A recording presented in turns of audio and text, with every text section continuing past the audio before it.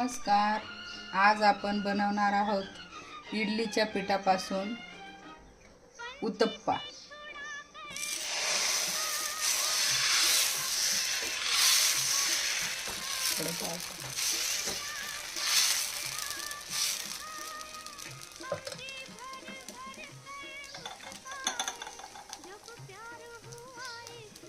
आता त्याच्यावर टाकलेला आहे कांदा.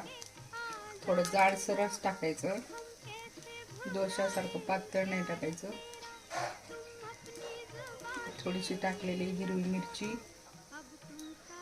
थोडंसं टमाटर कट केलेलं आणि कट करून घेतलेली कोथिंबीर.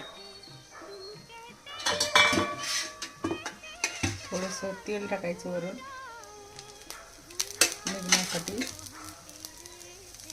थोडं याच्यापेक्षा जाड केलं तरी चालते. जेवढा जाड उत्तप्पा असेल तेवढा छान लागतो, पण मी थोडा पातळच केलेला आहे. आणि थोडंसं 2 मिनटं झाकण ठेवायचं, म्हणजे चांगलं निघतं, खालून चिटकत नाही तव्याला.